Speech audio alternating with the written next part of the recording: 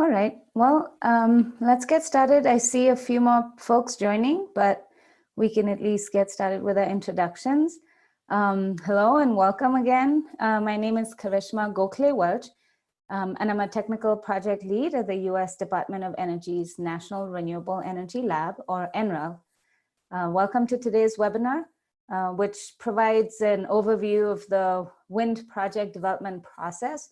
And we'll try to focus on understanding market conditions, some of the key drivers, learn about wind resources, resource mapping and assessments, tools that are available, look at some of the land acquisition strategies, and also the importance of stakeholder engagement. So, this is a second in a series of wind project development modules. If you attended yesterday's Wind Technology Primer webinar, welcome back. If you missed it, we will be in touch and provide details on how to access those materials online. And this set of wind energy project development webinars will help set the stage for the second set that we're planning on August 18th and 19th, which will focus on renewable energy procurement. Next slide, please. So this series of 4 webinars is brought to you by the United States Agency for International Development, or USAID, through 2 programs, the Bangladesh Wind Power Capacity Building Project and the Scaling Up Renewable Energy Project. So the USAID NREL partnership has been providing technical assistance to support the government of Bangladesh's goal of promoting wind development to stimulate private sector investment, rural economic development, and also to meet growing energy demand through domestic energy resources. Through the SHORE program, USAID promotes private sector engagement to produce affordable renewable electricity and collaborates with governments to develop competitive systems, transparent policies, and strengthen institutions by building technical capacity to integrate renewable energy into the grid. So with that, we'll go into some housekeeping rules here shortly, but first I'd like to introduce our main presenter today, my colleague, Mark Jacobson, who's Senior Project Leader at NREL. Some of you might have met Mark yesterday, some of you might have met him in Dhaka. And for those of you who haven't, I'd like to briefly introduce him again. Mark's diverse career includes energy efficiency program development, interconnection queue management, natural gas-fired electric generation development, and utility scale wind energy development. So he's been at NREL about 7 years now, where his work focuses on providing international and domestic technical assistance on renewable energy technologies and resilience planning. Mark will be joined by Barbara Oneill, Grid Integration Manager at NREL, for the question and answer session later in the webinar. Barbara leads projects and engages stakeholders to provide information on renewable energy integration practices, policies, regulations, and technologies around the world. Previous to NREL, Barb developed utility scale wind and solar projects, as well as negotiated hundreds of megawatts of renewable energy power purchase agreements. So similar to yesterday's format, Mark will present for about 45 to 55 minutes. After which we'll save some time to address questions and for further discussion. So please make sure you stay muted during the presentation. If you have questions during the webinar, please don't hesitate to just type them in the chat box anytime during the webinar. We'll try to, collate those questions and answer them at the end if it's pertinent to the discussion. At the moment, we will address it right then and there. So we will try to address everyone's questions. Like yesterday, we will interact with you through a series of poll questions. So I think in the chat box, you should see a link. Please go ahead and click on that link now because we'll have one of our first poll questions coming up here pretty quickly. So go ahead and click on that. And with that, I will hand off to you, Mark. Thank you. Thanks, Carishma. Much appreciate that intro.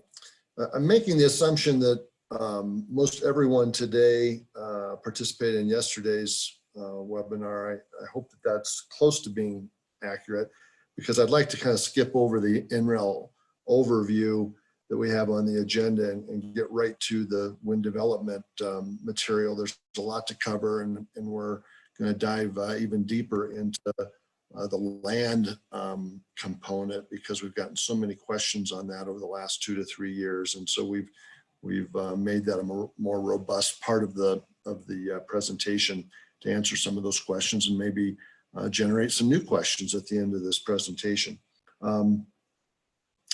Let's quickly go over the agenda. We're going to talk about wind development and that process that is outlined in 3 buckets: understanding the market, resource, the land, some prospecting tools and development tools, a little bit about the technology section. We covered that pretty heavy yesterday, so we won't be spending a lot of time on that. Discuss how all of these steps drive down towards putting together a pro forma. And of course, the pro forma helps you price your project. And hopefully, if you price it competitively enough, you'll win a bid and get the project built. And with that, and then we'll take questions and answers. We'll do a Q&A after that discussion. Without further ado, let's move into the next slide. I always like to describe these 3 steps that I just outlined as a 3-legged milking stool. That's the symbol I use for 2 reasons. One, gives a head nod to my own agricultural background growing up on a farm. And 2, I think it really symbolizes the balance of understanding that you need for each one of those topic areas. If you don't successfully implement the tasks associated with understanding the market, understanding the wind resource or the land, any one of those is out of balance, the stool tips over. And I think so. It's a visual that I think is resonates for me, and I think it resonates for others. Next slide.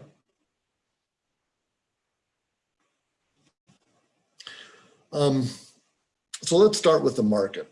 Even though I just mentioned that all 3 are equally important, I think there's a sequence or a weighting of which leg of understanding you want to start with. And in my opinion, it's understanding the market first. You need to know who your buyer is, and you need to know and understand the transmission system and transmission lines that can transmit power to your buyer. So I consider the buyers in the transmission system combined as understanding the market. That's how I'm defining it for this presentation. From a buyer research perspective, it's important to understand how much renewable energy your prospective buyer has already purchased. What's their history of procuring renewable energy resources? How much will they purchase in the future? What kind of drivers are behind that purchase? Are there existing policies that the utilities might have to follow, like a renewable portfolio standard? Is that a target where it's just, I'd like to purchase this amount of wind, or is there a penalty if they don't? Understand the details of those specific drivers. It's a corporate buyer. Do they have a stated goal in their annual report? It's all important to understand the profile of your potential buyers in the different regions of the country that you're prospecting. From a transmission research perspective, study where these transmission lines are located. Which lines do the buyer have access to? What are the sizes from a KV perspective? How much power will they carry? Are there integrated resource plans? If that term isn't familiar to you in the US, an IRP, integrated research plan, is a long-term plan that the transmission department of a particular utility outlines for upcoming projects. They usually look 10 years into the future. What lines might they build? What old lines might they repair or upgrade?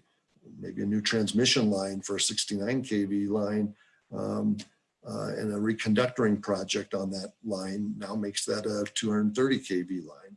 And so they'll generate more power, and they'll actually have a forecasted schedule for when that might occur. You might want to locate a project in that area because of that upgrade. I mentioned that most common renewable energy buyers in the U.S. That category used to be just one. It was utilities. Now we see and we list and talk about two categories: utilities and corporate buyers, which leads us to our first poll question. You can move to the poll question. Corporate buyers like Amazon and Google, two big names, have been large purchasers of renewables in recent years compared to utilities. What percentage of wind energy PPAs are being signed by corporate buyers in the US? And this is a 2019 statistic that we're asking you to vote on here. So in the year 2019, what percentage of PPAs were coming from the corporate buyers like Amazon and Google? Go ahead and vote right now. We've given you 4 options: 10%, 20, 30, and 40%. Go ahead and vote and let us know what your guess is on that percentage. And for those of us who are just joining us, there's a link in the chat box. Please click on it and it'll take you to a browser where you can vote. We'll let a few more seconds go by and allow more votes to come in. Looks like we got a tie right now between 30 and 40% with a close second of 20%. Nobody's picking 10. They think that's too low apparently in the early rankings. 30% is jumping out into the lead. And I think we'll move to the answer now and keep moving. So the answer is 40%. You might be surprised by that. In the year before, we've got some other votes coming in or being taken back. What I found interesting was the year before, actually. Again, remember this is these stats are from 2019, 2017 and 18, from a number of contracts, the number of contracts perspective. Actually, corporate buyers were in the lead at over 50%, with utilities taking second place. Utilities usually, they have always bought more megawatts than corporate buyers. And this stat here was megawatts. But from a contracting perspective, just a couple of years ago, more than 50% of the contracts being signed were from corporate folks. And so that's showing you a trend, right? Showing you that there are a lot of environmental and sustainability goals that are showing up in corporate boardrooms, where they're not just talking about it, they're actually going out and purchasing renewable power. So that's good for those of us that are developing projects, because we've got a whole new segment of customers that we can talk to and promote our projects with. Next slide. So that's kind of a setup for this slide that gives some other details with regards to 2019. 8.7, almost 9 gigawatts of PPAs were signed in 2019, with 40% going to corporate buyers and 60% going to utilities. And I got a line up there at the top. What does it mean when we say power marketing is a contact sport? Well, for those of you that might have played soccer and might have played or watched badminton. I mean, badminton's a non-contact sport, right? You stay on your side of the fence and the net, and you're not really coming in contact with your opponent.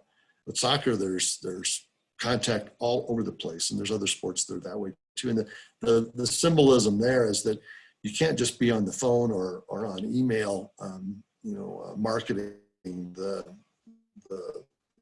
benefits of your prospective project. You got to get out there and meet people face to face. Maybe in COVID, you're doing more Zoom meetings, but the point is you need to make contact with those that are buying the power, whether it's corporate purchasers or utilities, and develop that relationship, understand what their specific needs are. Some of those buyers you might find will share information about specific needs. maybe they'll let you know about an area where a specific area they'd like to see a project so that it's closer to a major city where they have headquarters and they can drive clients out to show a project or a portion of a project that they purchased power from. And it's a marketing asset for their corporate that meets their corporate goals. Maybe it's utility that's sharing with you some information about a new line that's going to be built or a weak part of their grid that they'd like to shore up with some generation on that side. All of this comes from spending a lot of time in developing relationships with your potential buyer group. Next slide.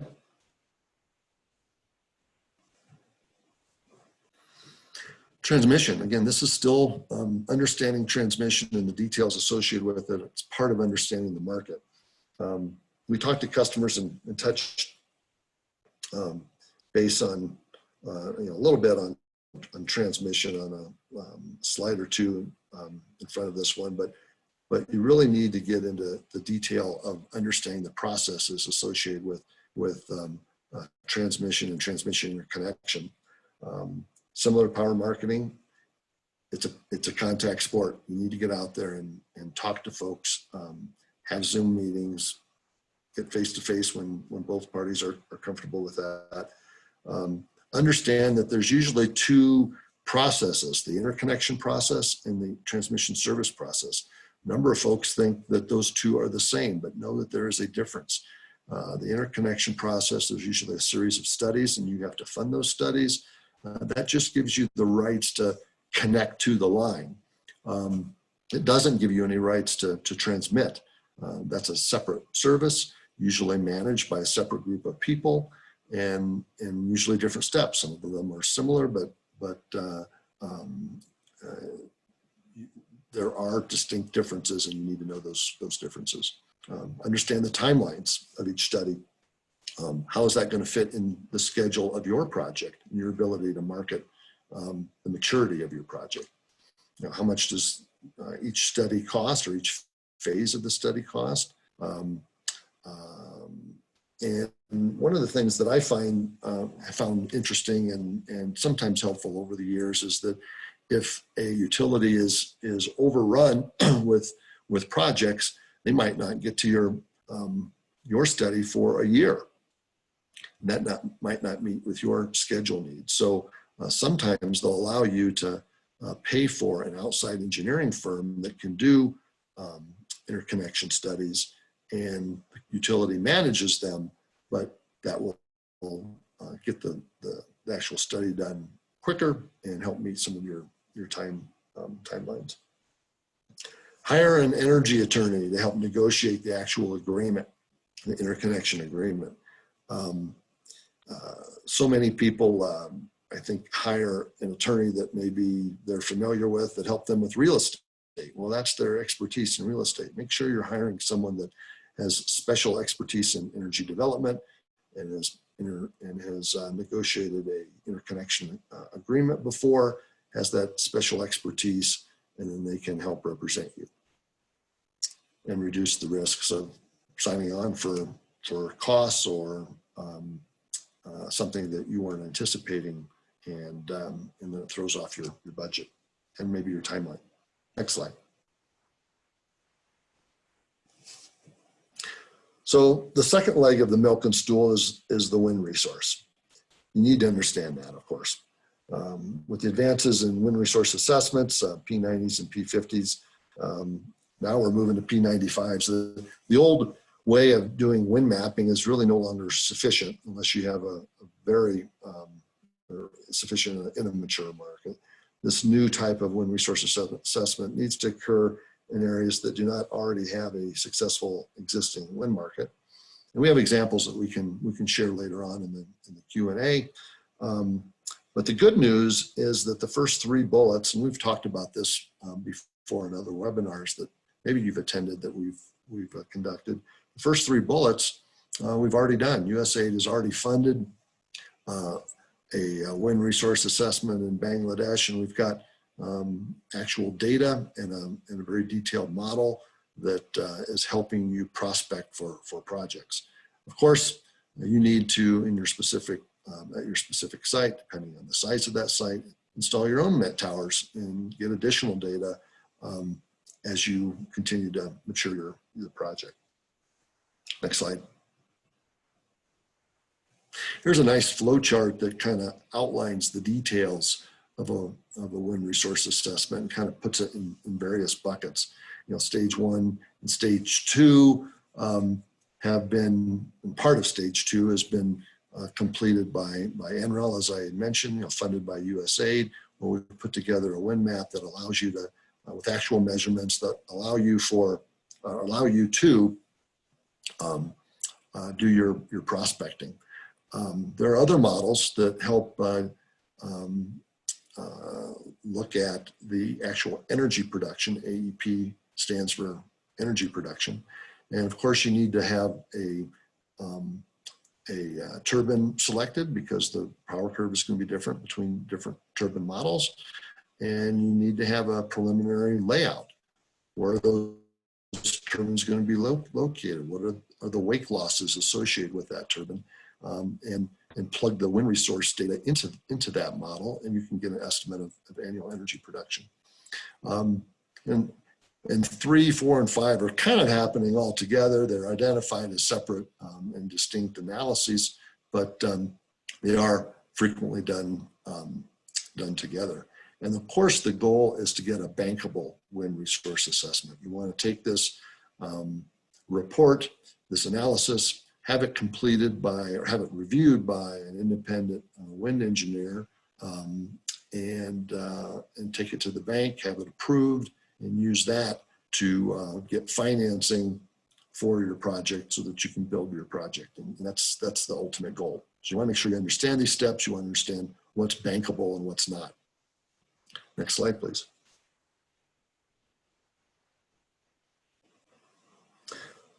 So this slide basically summarizes some of the work that we did with the USAID NREL project over the last 6 years.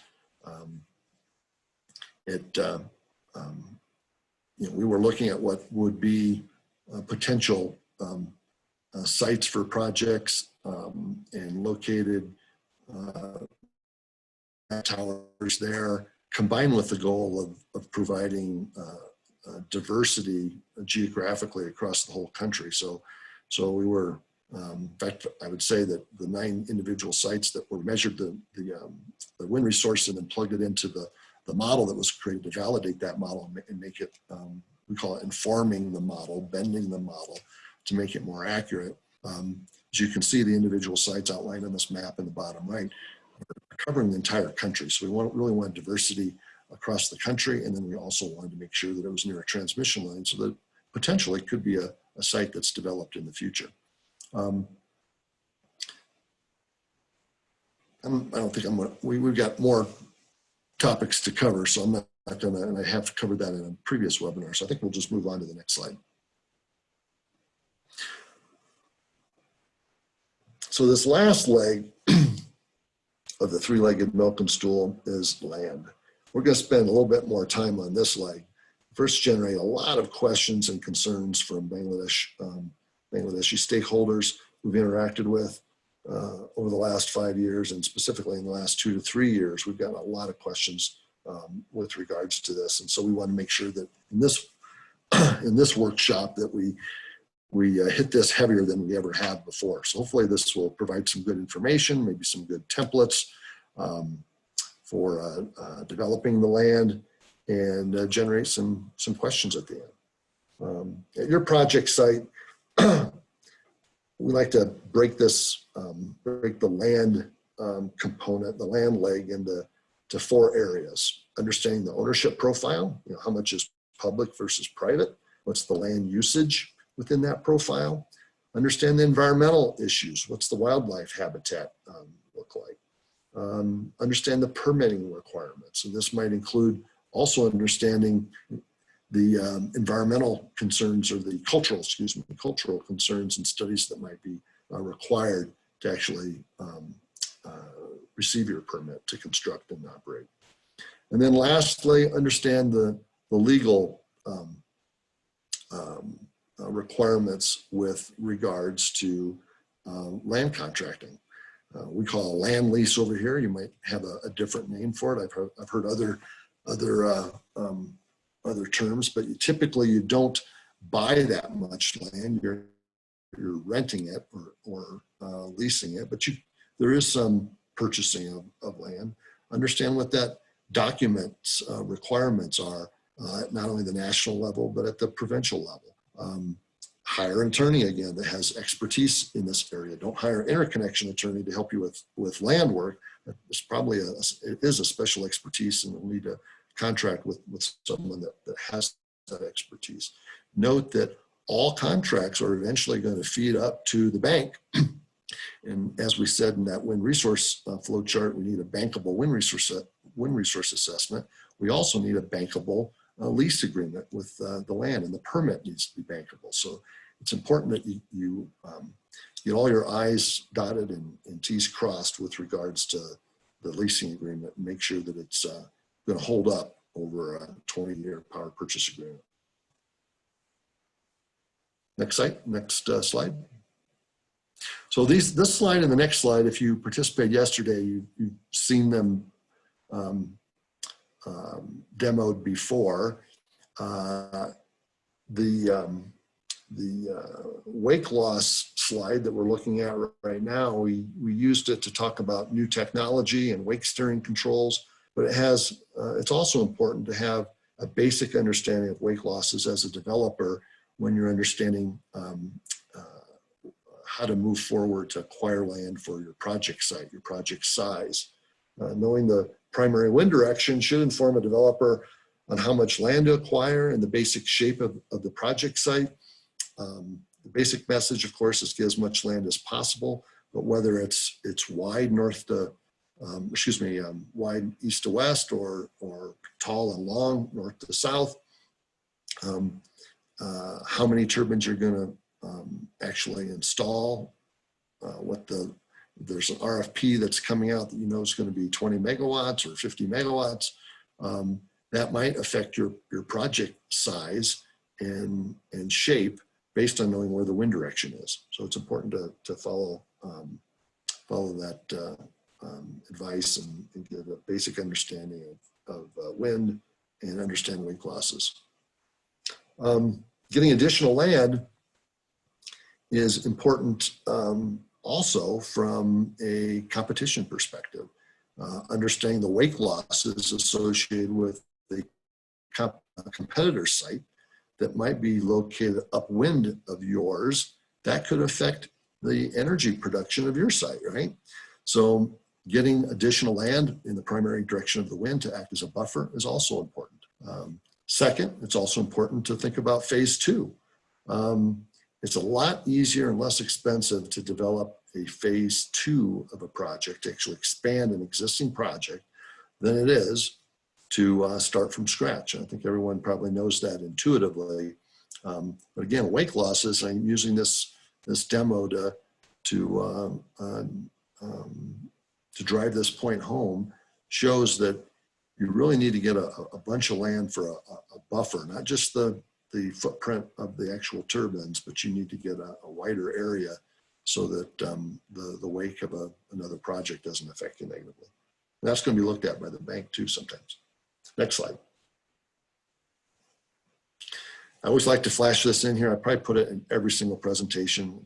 These are the only two duplicative slides. Again, as a developer, when you're looking at the land, you need to understand the different turbines that are out there. I went into more detail yesterday, but different turbines are for different wind resources, and it's just important to make sure that you are talking to, as you're developing your project, talking to manufacturers that are not trying to sell you some second-class turbines that maybe were repaired and you can get it at a real cheap price.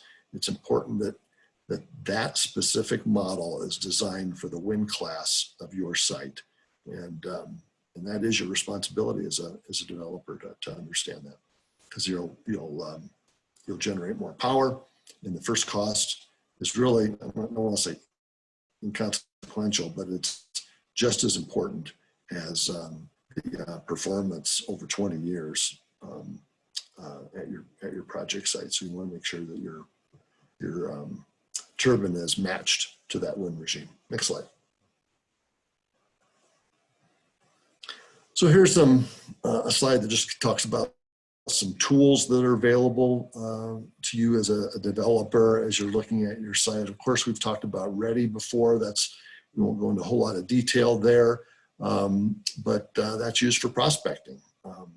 The actual data that we discussed earlier, the wind data, is loaded into READY, and it helps you identify where potential projects might be located. Once you've started to mature your project and you've got actual wind data at your site, what you'll want to do, of course, is quickly understand what the energy production is. So you'll want a tool like Wind Farmer or OpenWind. You'll actually upload the wind data into that tool,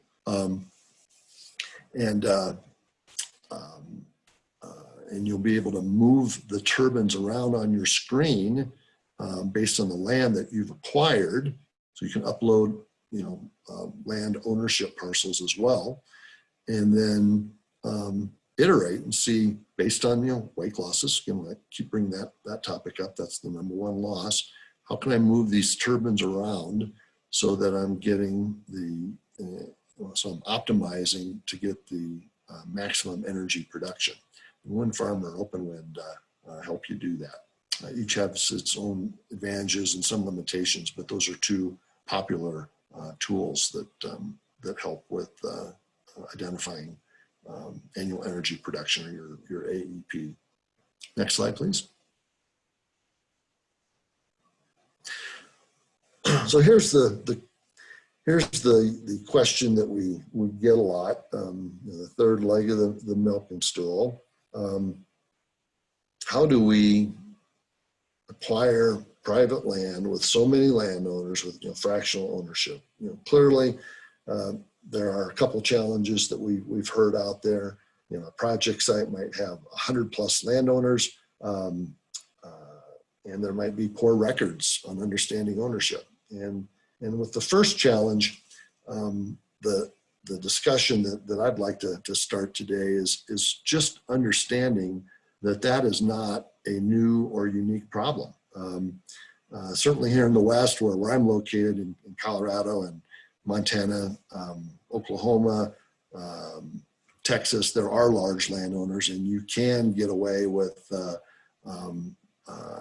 signing a lease with one or just two landowners, and you've got enough for a large project. But that is not the case in the Midwest or the East Coast, where we're dealing with 60, 80, 100 landowners. One project I worked on in Wisconsin had 84 landowners. It is an old problem, and it's expected to take a long time. And I always tell people, managing their expectations, assume that the land work is going to take 4 to 5 years, and that includes permitting. Hope that you can get it done in 2 to 3, but expect it to take 4 to 5. And so if you have that expectation going in, then it doesn't seem to be an impossible task. It's just, hey, we've got a problem, let's solve it. Do I need to put 2 people on that, or a 5-person land team where they're working 5 days a week, 8 hours a day, sometimes longer, to have goals of acquiring maybe 50 acres a month. However long that it takes is what it takes. So it's not just a technical problem where you're focused on interconnection agreements and studies. This is that soft engineering that I referenced yesterday, working with people, developing relationships, developing trust, and expect it to take a long time. The other point I'd like to focus on is treat that landowner as a project partner. Develop trust with them, develop landowner community marketing tools that help make that value pitch. Don't threaten them with eminent domain, but sell them on why they should do business with you, why they would be able to make more money hosting a wind farm and harvesting a wind crop versus a rice crop, and pay the landowner and the community fairly. And I think you'll find a partner that will help you promote that next project.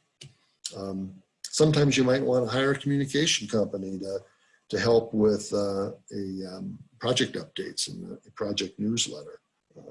Be honest, be fair, treat each landowner equally so that whatever one landowner is getting for hosting one turbine, that other landowner is as well. Treat them like a team.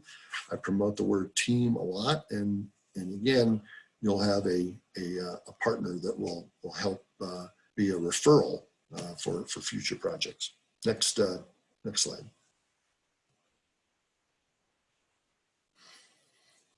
So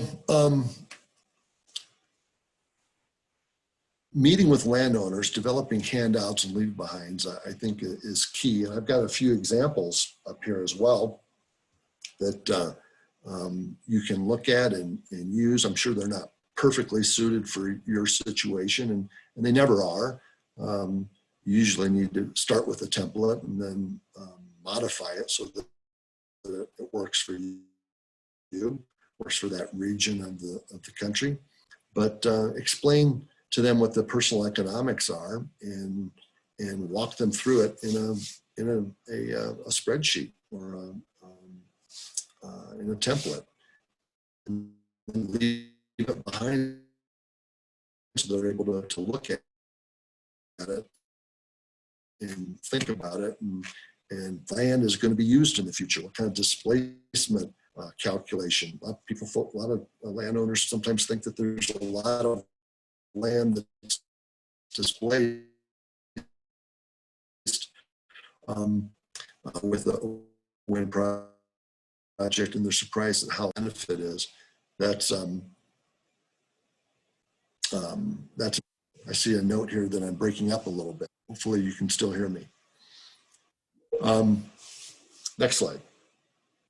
Oh, we got a poll question coming up.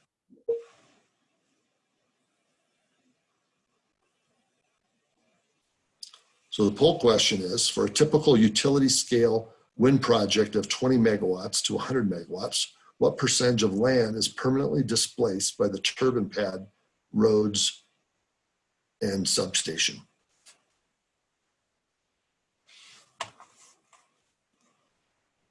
Any guesses? Go ahead and vote now. 1%, 5%, 10%, or 20%?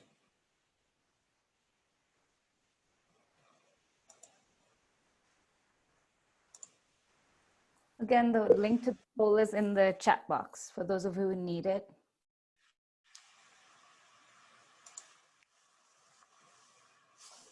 And Mark, a quick time check. We're about 45 minutes into our presentation. Good, thank you. I'll move quickly here. Well. So we've got 36% for 1%. We've got 10% leading the way right now, 1% second, 50% third. So the answer is 1%. And again, what we're talking about is the entire project footprint. It might be a little bit different from each landowner. If, one landowner only owns 1 acre, that percentage is going to be higher, of course. But the average amount of land that's being displaced by a single turbine is about 1/10 of an acre for the turbine itself. If you add the access road on, then you're talking about a third of an acre. And if you look at the entire project boundary, it ends up being about 1% of the entire project boundary is displaced by turbine components, including the road. So the next slide, this is a leave behind that I like to share with landowners and explain that to them. I'll even get into detail of calculating, you know, if you have a 25 foot diameter pad or a 40%, 40-foot diameter pad, what is that from a specific acreage perspective? We'll do the calculation sometimes for folks that are a little bit more technical. Again, it builds trust. Next slide.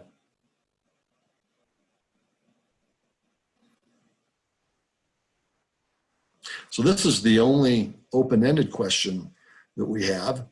And so just, I'm curious how you think operational payments to landowners impact current and future project economics. I gave some hints a couple of slides ago, but in one sentence, one or two sentences, one sentence preferably, write down how you think the operational payments to landowners impact the success of a future project, affect their economics. Just type in one sentence. See no responses yet. I know it's easier when you have multiple choice, but we kind of wanted you to think a little bit more here and give us an opinion.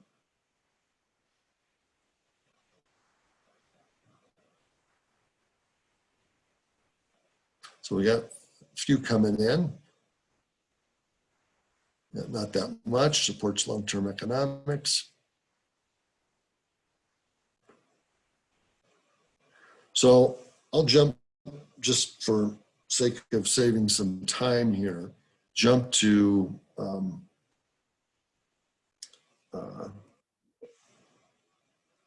we've got a few more answers coming in. Okay, we got some thoughtful questions. The purpose of this question is to lead you down a thought process that maybe you haven't contemplated. Initially, you might think, hey, I want to negotiate really hard to keep that operational payment as low as possible to improve the overall economics of the project. That might be the first superficial or first knee-jerk reaction to how to pay a landowner. And what I have found, and I've got a number of projects under my belt, and certainly have witnessed how competitors have worked against me, that actually it's the reverse. If you negotiate really hard to keep that number down, then landowners just are not happy about the project, and it makes it very difficult. Let me see here.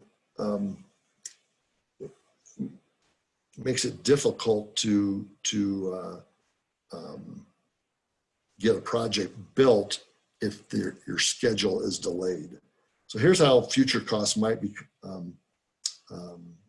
impacted, and consider this: if landowners are paid differently, or they feel that they're not fairly compensated, they'll talk to other landowners. They'll never be able to keep them quiet, and they'll delay the completion of reducing, or delay the completion or reduce the amount of land that you can acquire, and maybe you won't have enough land for 50 megawatts, which is not going to meet the RFP schedule that's coming up, or your own personal project schedule. If you threaten eminent domain, that divides a community. They'll talk to the next community, your next project, and that project becomes tougher to develop. If you disenfranchise landowners, some of them might even steal equipment or sabotage the project. Could negatively affect permitting. All those are negatives that I've witnessed when you negotiate too hard with the landowner and you don't pay them fair market value, or the community itself. So take that into consideration. A small little story here that I can tell. When I got started, I actually went to 3 different county commissioners that were the lead for 3 separate projects, the lead in providing the permit, and I developed a spreadsheet with their contact information. I also went to 7 competing projects. Again, all these projects have been built, so there were 10 projects, and we had 10 county commissioners that agreed to be a referral for future projects. And so they could, I think we had 6 or 7 categories in the spreadsheet. How did the developer treat the landowners? How was the process in permitting? Was there a fair representation of the project details? All these projects, again, I want to remind you, were operating projects. And I agreed only to share it with their colleagues, other county commissioners that were contemplating a project in their community. And that went really well. The new county commissioners actually called up people on that list and felt, got more comfortable. Again, it created trust. They got more comfortable with wind, comfortable with the process, and I found that to be very beneficial. Again, another handout that was kind of created on the spot. Next slide.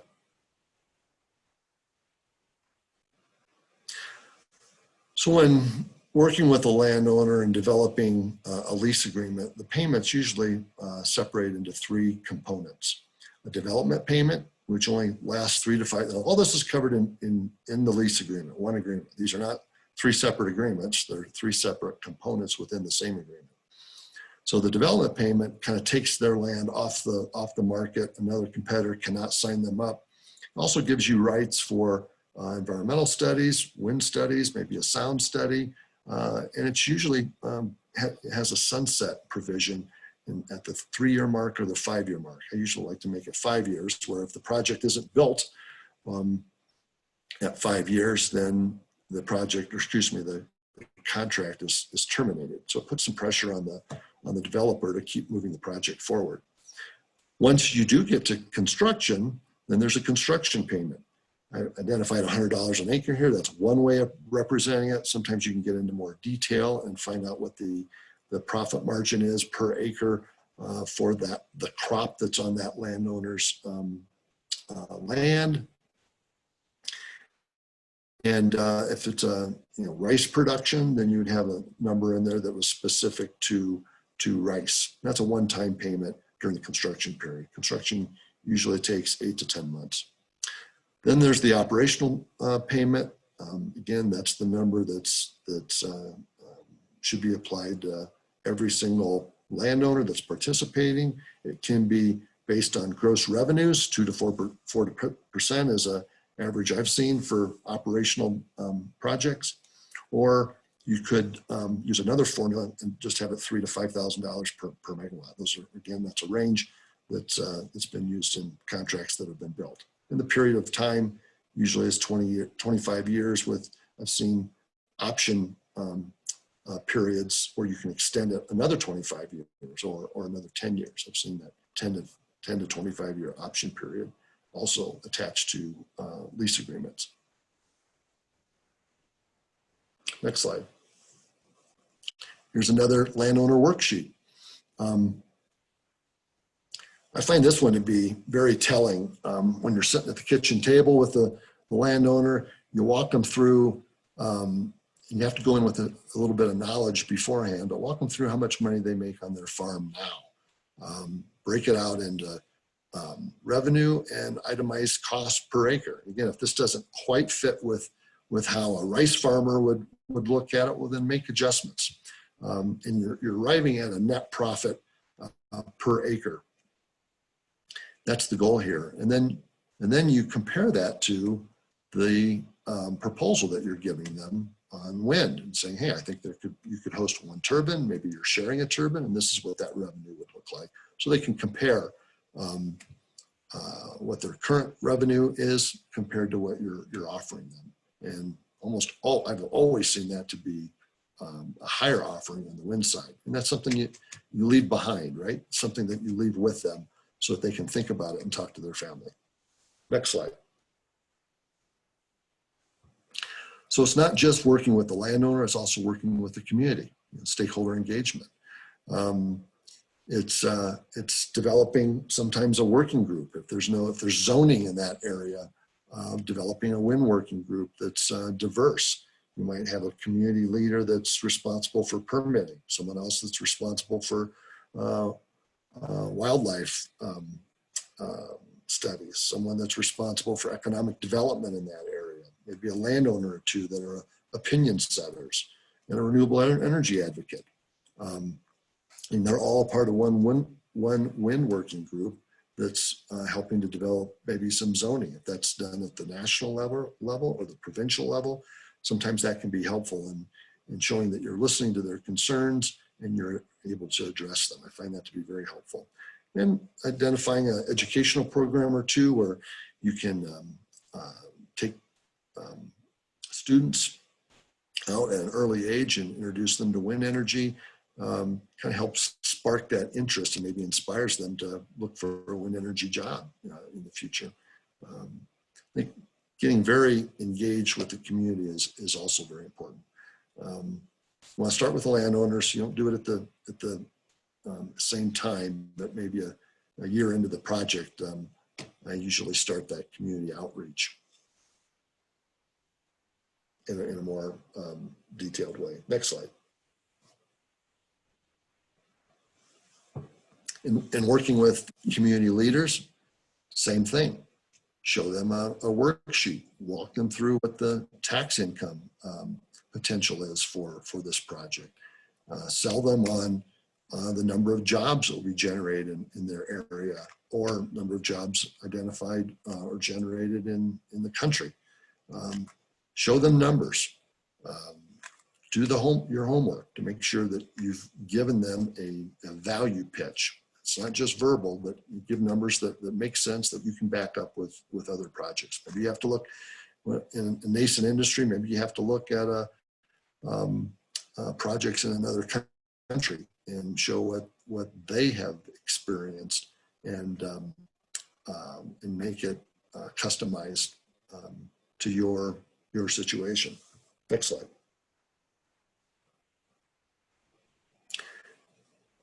Again, these are all slides, not for a presentation necessarily to you, but I'm giving you materials that you can use to customize for your situation, for your country. This is another, I'd create folders actually from our company, and we would slip this kind of information into it. So we would show them the benefit from a nearby country or a country that has a mature market, and show that here for the US, 120,000 jobs have been created in wind, and $14 billion a year in investment after 20 years. So that's not going to happen in year one, right? But you got to show what the potential is in the future, and that get people excited about coming on board and helping support the industry. Next slide. So this one is specific to the tax benefits to local governments.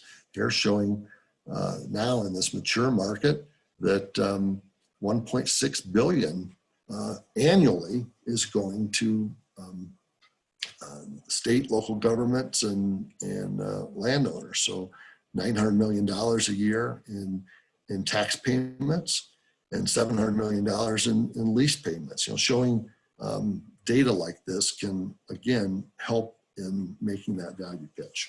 Next slide. So summarizing the development process, we need to have this big picture, and now kind of coming back. We've done our desktop analysis. We've got a good understanding of the three legs of the stool: the market, the wind resource, the land. We're using tools to understand where these profiles overlap: the strongest wind resource with potential customers, proximity to transmission lines, We found individual sites. We started to develop them. We've had landowner meetings. We're starting to work with the community leaders. We're understanding that permitting process. Next slide. And there's a lot of studies that can be required during the permitting process. I've outlined a few here. We're identifying prices on equipment, installation. We're developing a pro forma where we're generating some estimates on what our revenue might be if we're able to get a PPA signed. We're starting to respond to proposals and negotiating with buyers. You got to remember that it's not just utilities buying this power. We got corporations buying the power. And hopefully if we get one of them signed, maybe we get multiple contracts signed to get one wind farm financed and built. We've got our first successful project. Next slide. I threw this in probably a little bit out of order, probably because I talked about the pro forma a couple slides ago, but here's an example of a pro forma looking at a 20 megawatt project, a 50 megawatt project, and a 100 megawatt project. And hopefully this just gives you a sense of what some of those costs look like. Of course, they're going to be different with every project in every country, and whether it's a mature market or not a mature market, whether you have economies of scale or not. But it gives you a sense of all the stuff we've been talking about in this presentation are working towards developing this pro forma so that we can get a price that we can pitch to a potential buyer. Next slide. And I always like to sometimes show this entire process through pictures because you get tired looking at numbers and bulletized presentations. So as you move to the next slide, it's kind of representing the tools that can be used for prospecting to get a feel for where you're going to locate your project or projects, plural. Then the next slide, we start looking at the environmental issues. Are there any kind of cultural concerns that are nearby or even within our project site that we need to be aware of? Are there any wildlife habitat concerns that we should be concerned about that might delay our permitting? Or maybe it tells us that we shouldn't be locating the project there at all and we should look at another site.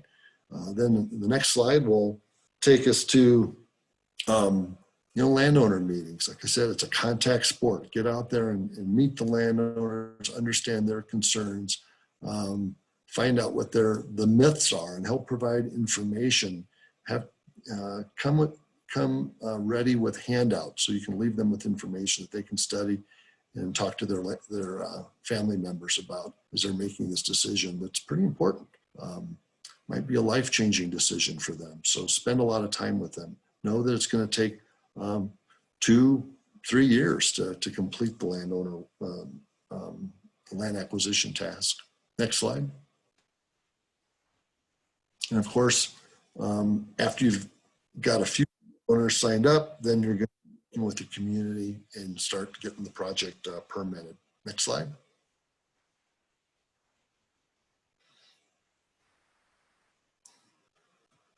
As you're moving into permitting, you're of course, you've got a layout squared away, and you're working with both the landowners and the community to let them know where turbines might be located. You're getting a sense of what your annual energy production is going to be because you're working with a consultant that is looking at the detailed output of energy using the wind data plugged into Open Wind or Wind Farmer. And you're sharing some of this information with the landowner team. Next slide. And if all that goes right, and all three of the legs of the milk and stool are still standing up, you're pouring concrete, and you're building your wind farm. Turn them to the next slide. You're offloading some big components blades, towers, nacelles, and getting them transported to your site. Next slide. And I think this is the most exciting part of construction, flying up the rotor assembly. That gets people stopping in the road, and you get the whole community come out to see this particular lift. Next slide. Then, of course, you're operating your wind farm. And this was one of the first projects I completed out in Montana. It's a 135 megawatt project, 90 turbines, and it's still operating in one of the, I think it has about a 40% net capacity factor. So it's a really strong, strong producing project. And once you get operating, of course, there's maintenance to be done. And if one of you are looking for a job change, maybe you could, hire on as a blade inspector. And this guy here is not only helping clean the blade, but he's also looking for defects on the leading edge of the blade, and that has to be done annually. Not a job I think I would want. But if there's any questions, I think we'll take them now. Thanks, Mark, for that engaging and informative presentation. There are questions coming in, lots of questions, but before we dig in, one thing I'd like to just highlight and underscore is that, we understand that it is a nascent wind industry in Bangladesh.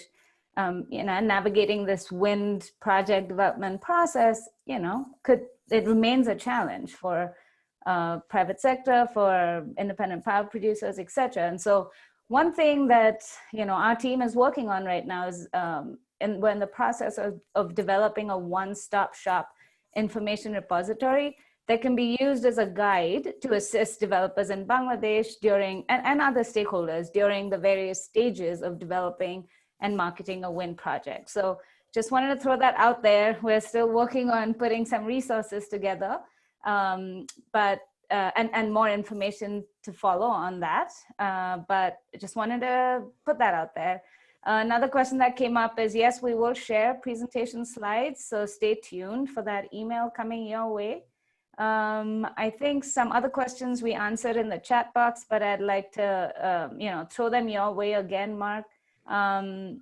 One question, and you kind of went over this on your landowner economics worksheet, but do you always pay landowners for a given project the same amount per unit of land? I'll add a second question to that was answered already, but is compensation necessary for a neighbor, for example? So not the immediate landowner, but for a neighboring property. So maybe you can answer those questions, and then we'll throw some others your way. Yeah. So, as the developer, you are responsible for and make the final decision on the payment structure, right? And I have, personally witnessed, not on my projects, but I have personally witnessed on other projects, landowners being paid differently.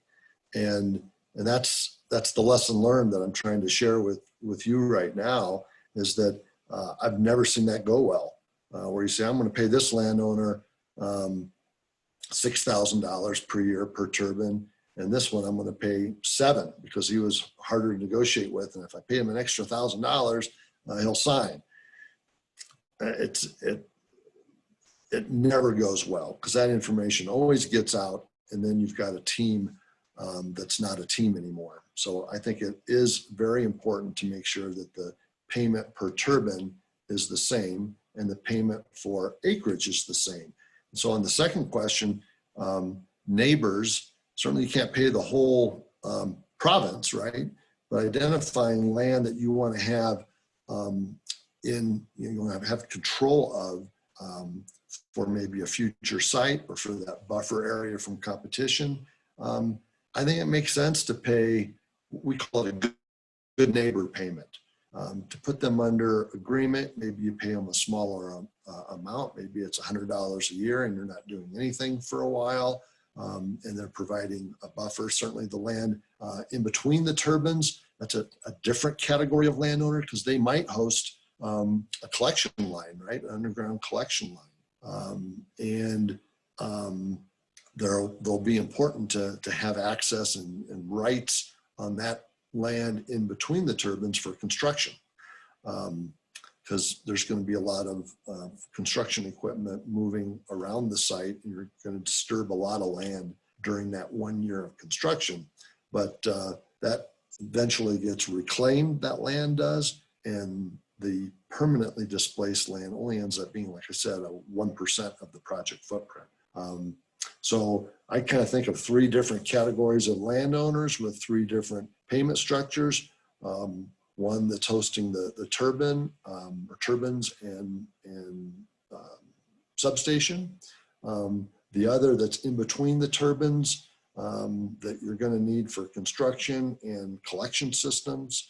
And then on the outside edge, the buffer area, the good neighbor payment. And make sure that, yeah, that land formula is the same. So it's the same dollars per acre. So someone might be providing 10 acres. Someone might be providing 1 acre, and they're going to get paid differently, but the rate is going to be the same. Great, thanks, Mark. Barbara, let me throw one question your way. Well, how long does it take to build a wind project? And I'll add a couple more with that. You know, how does the time taken for the siting discussions of wind farms that we just talked about, how does that affect the ability of wind projects to compete with other energy sources? So that's one.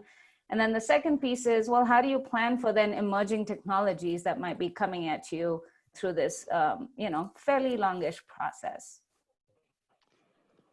So in general, wind and solar projects for that matter are very quick to build, right? So once you start constructing a wind project, you can be done in 1 year, maybe 1.5 years.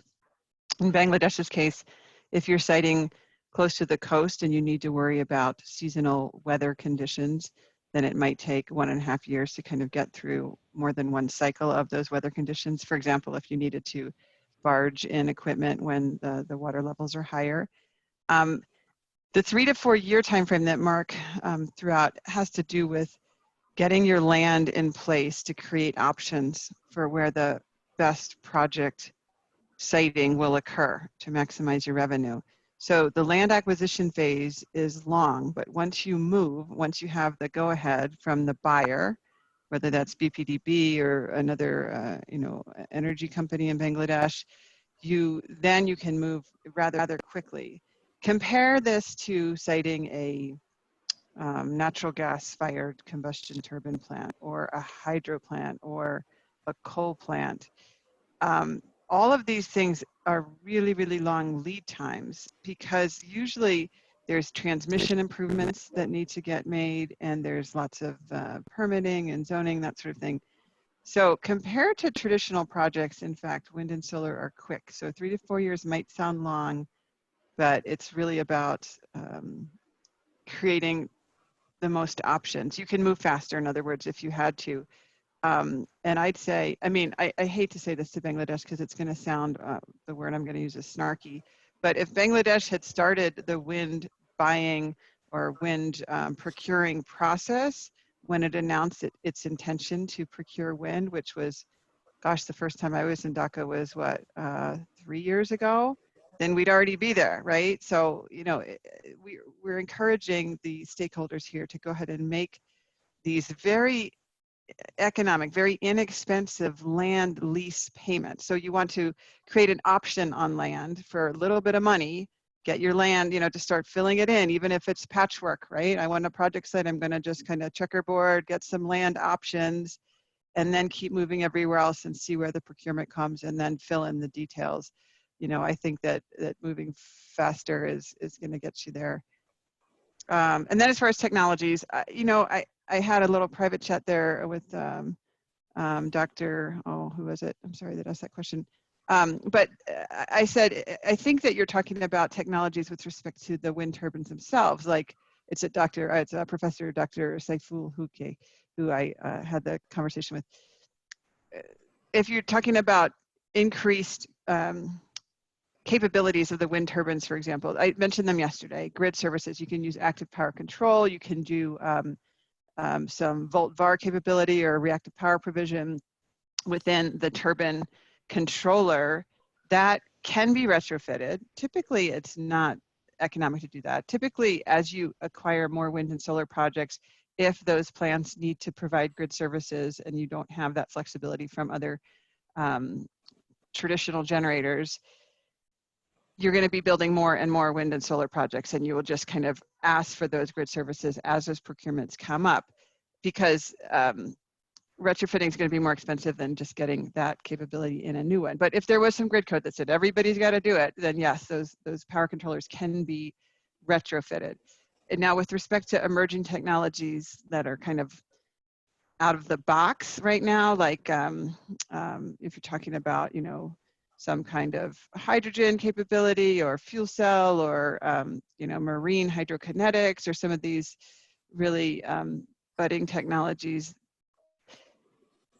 we think, again, that diversity of your generation asset portfolio is going to give you the best ability to have resiliency in your country and to have the least amount of dependency on other countries for those fuel imports, and it will provide price certainty. So not sure, I think the first was what the question was directed to, the emerging technologies related to wind turbines. Thanks, Barb. Mark, this question came up yesterday. I think there's lots of questions about transportation in general, but how does the ease of transportation or the various options that one might have or might not have, and you showed us some pictures, these are huge pieces of equipment. How does that impact the project development process, costs, things like that? Can you deepen your comments on that a little bit?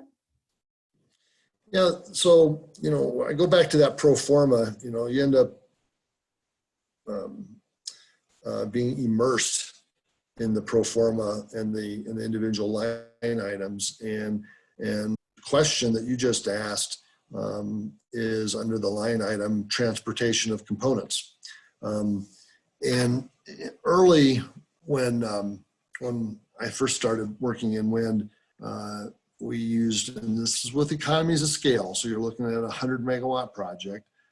This is a number that's, again, early in my career, so this is over 10 years ago, but that number started at $250,000 per turbine. That was the cost of moving one turbine to your project site.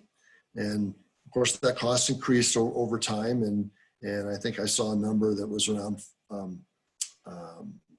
400,000 in some areas. It really depends on your project site, but it's something that you take into account. So that's a standard cost that can be, you know, if you got a lot of difficulty in moving all of your components to a site, maybe that's $500,000 per turbine just in transportation. But when you're looking at a 20-year contract, similar to the costs associated with paying landowners, those are costs that are well understood, and the pro forma can handle it within reason, of course, within reason. And the first few projects are going to be challenging and maybe difficult to identify all the hidden costs associated with transportation. That's where government can come in and provide maybe a better road, or as Barbara mentioned yesterday, improve a bridge that gets you to the general project site. But actual improvement of roads is the responsibility of the developer, usually in getting to a specific field from that central part of the community. They'll usually have a laydown area where all the components come and are placed. They'll rent that area, maybe that's 20 acres. And from there, they'll continue to trailer out the individual components and build the project up from there. And it's usually their responsibility to pay for the improved radiuses, as I mentioned. And I don't know if I mentioned the reclamation, but it's taking that dirt out so that you're making that intersection, putting that intersection back to the way it was. So there's new equipment that allows them to make sharper turns, trailers that have steering back, so they can actually steer around these tight areas. there's a lot of solutions there. On-site manufacturing, I think I mentioned yesterday, that's another concept. I don't know if a project actually been built with on-site manufacturing yet, but that's something that's coming as these projects or these components get bigger and bigger. So there's solutions for transportation. Thanks, Mark. We still have about 10 minutes left and we have a bunch of other questions coming in. But before we answer any more questions, I just wanted to highlight, your feedback is really important to us for the last 2 webinars. There's a link in the chat box to a survey, and we'd really appreciate it if it's super short, I promise. We'd really appreciate it if you spend a few minutes of your time just responding to that survey as we address some of these other questions. So it's in your chat box. Thank you in advance. Let's see. Another question that came up, and Mark, maybe you can address it, and I'll throw the next question to Barbara is, how long does it take to complete the reclamation work after construction? And how do you repay a farmer for lost crops? And you again addressed a little bit, but can you talk about it in a bit more detail? Yeah. So the schedule for construction is really fast. I've seen projects from start to commercial operation get done in as quickly as 6 months. I think we usually assume 8, and that does not include reclamation. So when you add reclamation on top of that, you're generating power at this point in time. That's usually another 2 to 4 months of work, and so we a ballpark schedule of 1 year, 8 months to build the project, 4 months to complete reclamation. And as I mentioned in that one slide where I just had $100 per acre that was just a placeholder, but it's a little bit of an informed placeholder. That was a number that ended up being the cost to replace corn for corn farmers. That was their average in Wisconsin, was about $100 per acre profit. And so any land that we damaged, we went out with the landowner. So specifics, we went out with the landowner. We actually measured the amount of land that was disturbed during construction and got them to agree to it. And again, this is that building trust. We always round it up. So if we saw that there was 7 acres disturbed, we might call it 8, or we might call it 9. We might add another acre or 2 so that they just knew we were not cheating them on that measurement. And we'd get them to sign a piece of paper to say, yes, 8 acres were disturbed during construction. We already had an agreed upon rate per acre. Like I said, $100 per acre for corn. And they knew that, $100 times 8, they were going to get $800 as a payment for the construction damage. So that got really specific. We worked hand in hand with the landowner. Again, it's about building trust. We never had any issues. We had one landowner that said, another little story where after we had reclaimed the land and the next year, I think the topsoil had kind of gotten put down in the bottom of the trench. This is for the collection system, the buried cable, and the subsoil ended up being incorrectly placed on top. Well, you can imagine that doesn't have the same growth potential as the topsoil, and you could see a dip in the crops where they weren't growing as tall and producing as big of an ear. And they came to us and they asked for an additional reclamation payment. We went out there and talked through that and wrote them a check and made sure that they were very comfortable with that. And we actually paid for some extra dirt to go to be placed on top of that soil and and fix the problem, and then there wasn't a problem the next year. He had the same. You could not see a difference between the trenched land and the undisturbed land. It was the same. So again, it's all about treating the landowner fairly. When you're talking about millions of dollars per year and you're spending a few extra hundred on reclamation after construction, it's noise. Thanks, Mark. This next question actually came in sort of early on when you were describing the wind resource assessment study that we did before with the 9 sites. Barbara, can you talk a little bit about, how resilient these sites, or any sites more broadly, are to climate change? Can you just, what it looks like with flood stability? What are some strategies, turbine foundation types maybe?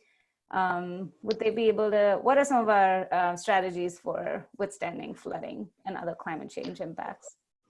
Sure. I mean, yeah, that's 2 different questions really, but with respect to flooding, so there's, one of the key initial surveys you're going to do is a geotechnical survey to look at the soil conditions. With that, you're going to look at how prone the area is to flooding and how often flooding is going to occur. And then you're going to design the turbine foundation to be the best solution as far as the concrete spread under the ground, the depth, et cetera, to fit with the soil and fit with the expected conditions. And hopefully you'll have a good, civil engineering firm who will consider the impacts of future climate change or future increased flooding, for example. There's a lot of different footer foundation types, right? There's, different spreads, and there's sort of like the shallow mat. There's these octagonal shapes instead of round shapes. There's different ways you can anchor the foundations under the ground. So many different ways that they will consider.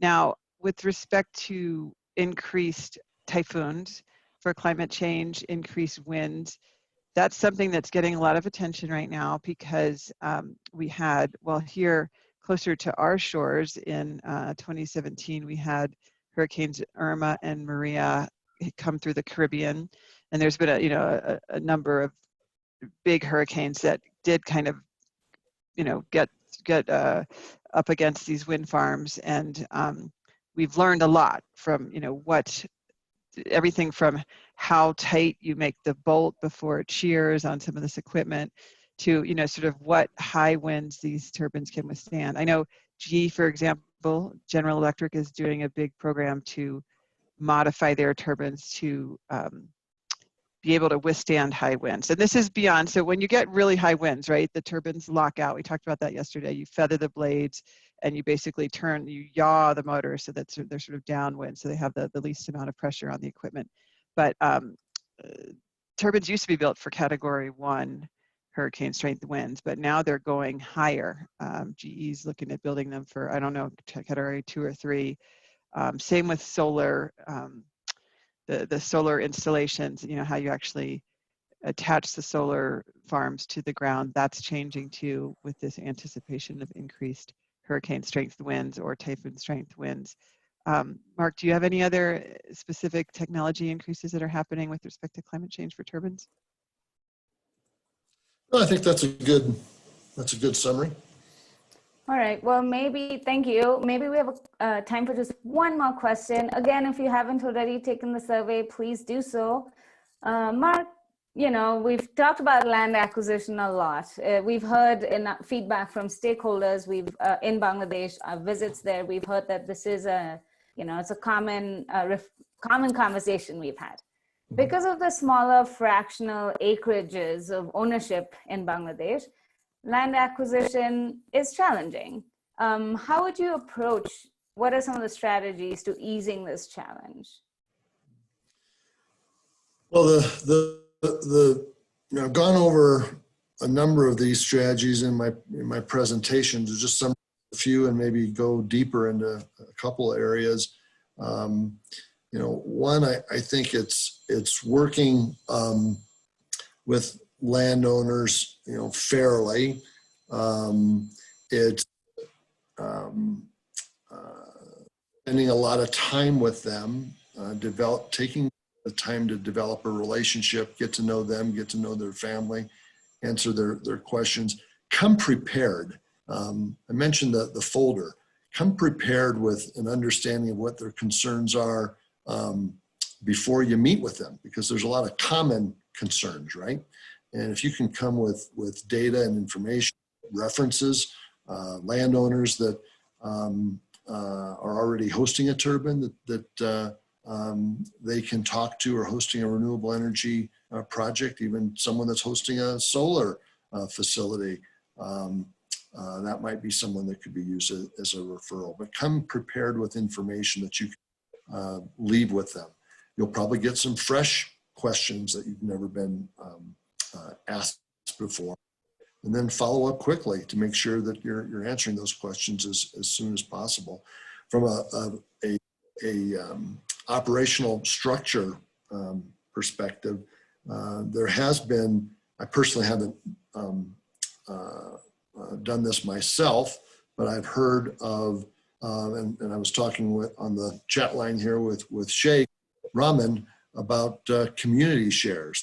That's another, this is an idea that he threw out that he had heard about, and I as well, where you'll have a kind of community pot, or not, I shouldn't say community pot, project community pot.